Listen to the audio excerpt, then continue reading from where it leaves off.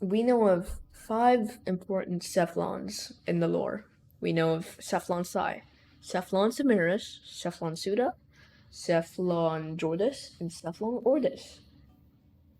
Now, all 5 of these Cephalons have their importance in lore, like their own importance in lore. Ordis is the first Cephalon we've met because he's our ship Cephalon.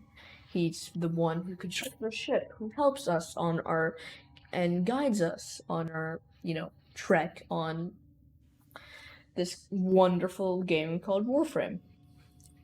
Now, it says here that Cephalon is a digitized life form, given form with light and digital technology that interacts with the Cephalon weave, retaining varying levels of human quality and personality from their from their original pre-digitized selves. So what we can get from this type of information is that we can find that Cephalons were once just digitized people, or people who were digitized not like against their will, but they were willing to. So on this, it also says that Cephalons at their core are dedicated to completing their task, whether they are assigned to or ended up choosing it for themselves in the long period of time since the Old War. So, yeah, they were assigned to, yeah, they were assigned to completing a task. We know that Ordis was assigned to our ship and was our Cephalon for the longest amount of time that we've known, from basically the Old War, possibly. Some have a defined purpose, while many others may have intentions that are explicitly stated by them.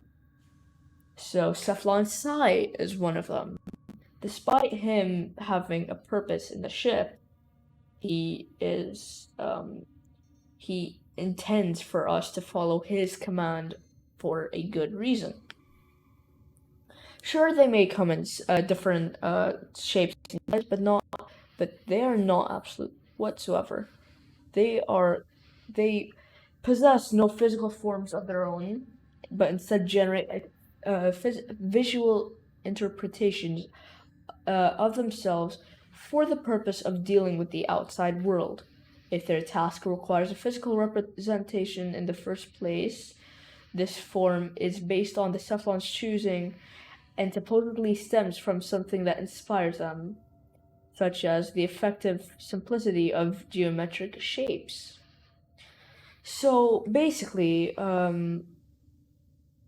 they never possess a form unless they should. So there are, yeah, I really cannot say anything about that, guys. It is known that they have been created during the Orcan era, and also that the Corpus ships use them to self-regulate their ships. Oh, that's slightly interesting. So that means that the Corpus uses them to make sure that the ship is fine and okay. But let's quickly check back on Cephalon Jordis. Cephalon Jordis was once a Corpus, or according to my knowledge, once a Corpus ship Cephalon, and maybe turned against their will and defected, and eventually was infested by the infested. And we could see that in Jordan's precept, how he lied to us basically the entire time about precept 44. And honestly, we can tell that Ordis did not like that at all. He did not getting lied to. He did not like getting lied to at all. He's saying, to hell with precept 44 and all that. Much like conventional computer programs, a Cephalon's precept circuits can be replicated and copied from one system to another, allowing aspects of one personality to be copied to another a Cephalon or specter. So basically, from what we can understand from this information is that they could be copied in some way, in one form or another, meaning that all ship Cephalons could possibly have a backup of their own. And not only that, we could tell that there are different generations of, you know, there are different generations of Cephalons dating from the, Orcan era.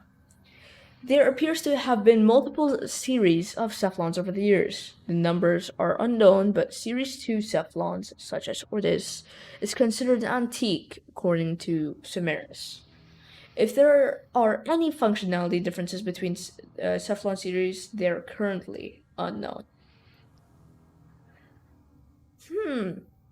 From this, we could tell that since there are multiple generations, then there should have been multiple ages where they were made. So let's quickly check back on Ordis. He was originally a man named Orden Karis, a warrior mercenary nicknamed the Beast of Bones, who was forcefully transformed into a Cephalon, with Executor Ballas being the one who condemned him, following his failed attempts to kill multiple Orcan elites. So, as I said, so basically what I said earlier was kind of terrible, not the correct thing. So maybe some were forcefully transformed. But if some were forcefully transformed, why is it that Ordis is always very cheerful and sweet to us? Shouldn't he be, like, always hateful? The forced transformation of a person into a Cephalon could also be used to edit their identity. As was done in the case of Ordis, the vengeful, bloodthirsty nature of Orden Karis was tamed and turned into the caring Ordis by burying some parts of his memory and personality. Momentary relapses back into this base personality, accounting for Ordis's occasional glitches. After recovering his fragments, however, Ordis ends up being able to recollect his memories from his former life, realizing the true nature of Cephalons and the severity of their punishment. So these Cephalon fragments that we find on different planets, I guess they are basically the memories of Ordis, and it is probably why he doesn't remember anything for the old war and that they are scattered. Very strange, right?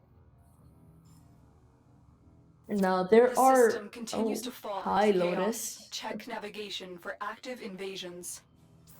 Now there are cases, however, of people who willingly chose to turn themselves into a Cephalon.